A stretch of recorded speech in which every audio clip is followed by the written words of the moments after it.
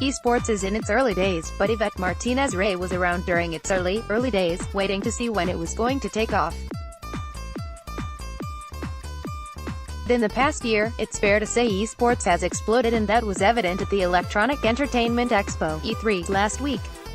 ESL teamed up with Tencent to hold a live tournament for mobile game Arena of Valor at E3. The two-day tournament drew crowds to the corner of the South Hall of the Los Angeles Convention Center during the Big Game Trade Show, which drew 69,000 people to Los Angeles last week. The tournament was broadcast on 6 streaming platforms, including the Arena of Valor Twitch channel. The winners will battle in Los Angeles in July for a prize pool of $550,000. Martinez-Rea, president of ESL North America, said in an interview at E3 that her company specializes in coordinating these kinds of events so that they draw crowds and get plenty of online attention. Esports grows from $906 million in 2018 to $1.65 billion by 2021, according to market researcher Newzoo, and from 143 million enthusiast fans in 2017 to 250 million in 2021. Martinez-Rea said ESL will be there to handle events from hundreds of people to tens of thousands. Here's an edited transcript of our interview. Above, Yvette Martinez-Rea is head of North America for ESL. Image credit, Dean Takahashi. Games beat. Esports is hot at E3, isn't it? Yvette Martinez-Rea, I have a stepson in his 20s. He's like, can you get me in? He never asked me before, but now it's in his consciousness. He goes to all the Comic-Cons, but he's never gone to E3.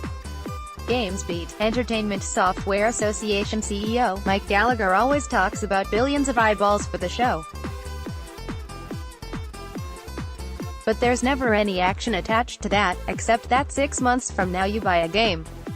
Now you can actually do things here at E3. Does it seem like an interesting venue to you guys, as a place to have these tournaments? Martinez-Rea, we're still experimenting and learning. We do stuff at Gamescom and other places like that. I hear it's even crazier there, although I've never been. There are unique challenges, technical challenges. You're fighting with so many other installations. It's always, who's the audience going to be? What are they doing? How do you time what you do so they're there at the booth? Every year and every game is a little bit different. That's why we enjoy working with Tencent. They're very involved with us. What are we going to give away? What talent are we going to use? Who are the influencers we're flying in? How do we make this stand out in a crowded field? They've been a good partner. It's different from a studio show where we control all the elements and we know exactly what works. Yesterday my team called me here and said, a band is playing 10 feet away. We gotta figure out what time they're playing, because if they're playing opposite the tournament, stuff like that pops up that we just don't usually have to deal with. It makes it trickier, but also more fun. Everyone says that if you survive the E3 surprises, you can do anything. GamesBeat, is it just the one game, or are there several games? Martinez-Rea, Days 1 and 2 are the Arena of Valor North American Finals, and then Day 3 is more of a showcase with Tekken and Soul Calibur, and maybe a third game. Above, Arena of Valor. GamesBeat, for the mobile side, what's your sense of how crowded that could become?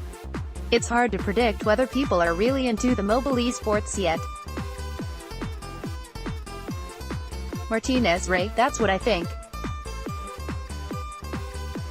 It's not really clear yet, but there's no question, just from having a 14-year-old kid, that this is ultimately going to be the hardware of choice. Whether the games are compelling enough yet, it's early days. But AOV is doing a good job at focusing on their community in this market. GamesBeat, that's where we're at. Martinez-Rea, yes, I agree. It's exciting for that reason. I'd say the esports purists are pretty snobby about it. But we know already that this is going to be a thing. It's just a matter of time. The VR area is the one where I ram a little less. You and I talked about this. I'm not sure that the content, the games, are there yet. But in mobile it's definitely coming. We just did a Clash thing for it. What I enjoyed was that you had several hundred people in the audience, moms and dads, all these parents who'd never seen a Clash game. But they got into the competition. I do think it's because their kids are sitting right next to them and saying, "Oh, I recognize that." Mobile, you can already see that it'll have a broader audience from a spectator perspective.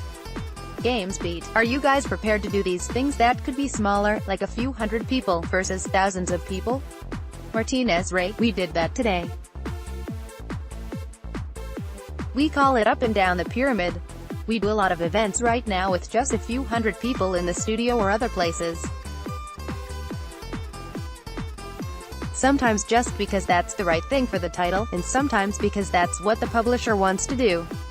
That's the thing I like the most about ESL.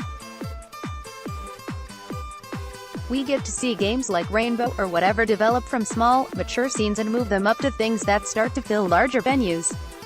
Above, the crowds at E3 image credit, Dean Takahashi GamesBeat. It's interesting to me that nobody's making use of Staples Center yet. That's the biggest venue here, if you want to do a big esports show. Your only risk is crossover with the Lakers games, I guess. Martinez-Rea, that's been our biggest challenge. I don't know about the Staples Center specifically, but for the guys that pick venues, especially in the US, the schedules are so packed. It's hard to find the right dates to do that. GamesBeat, they were saying that E3 would expand the Gamescom model if they could, but they can't get the weekend. Martinez-Rea, right. It's always date-oriented. Even from last year to this year, stuff is starting on Saturday. Off in Hollywood and Santa Monica, it's already feeling like it's taking over the town. GamesBeat, do you think there are more publishers like EA, that spread of publishers that like using ESL, versus the Activisions that are doing all their own organizing? Martinez-Rea, the little-known truth is that ESL still works with everyone in some capacity. What we hear from publishers is that they appreciate how we have a global scale, but we can do things at a smaller local level as well. We've been working with them for so many years in so many ways. Even with Riot, who we worked with in very early days, they've brought League in-house, but they appreciate that esports is a complicated thing. It's very different than game development.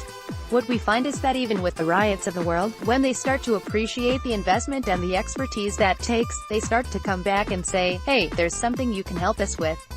We think that will keep happening. The new publishers that are really embracing this, they're trying to figure out the right model for esports. They know they have to go big to make it meaningful, but what does that mean? They need to focus their resources. I think Ralph's approach, to keep ourselves agnostic, sometimes feels a little scary.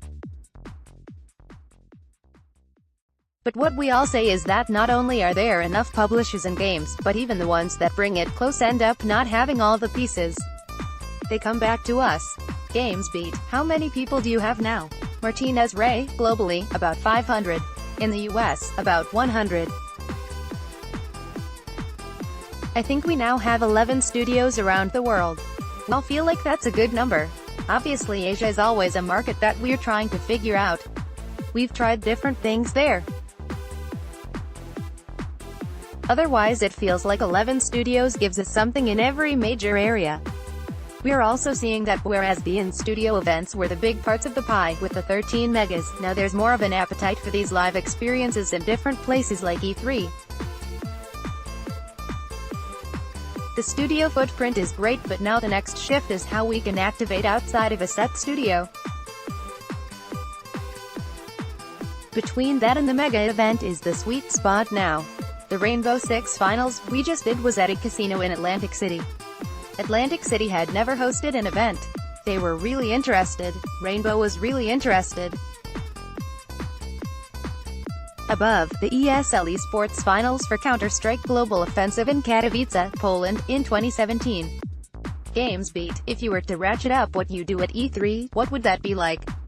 Martinez-Rea, we are always looking at cool and different venues, different places that aren't necessarily a theater setting.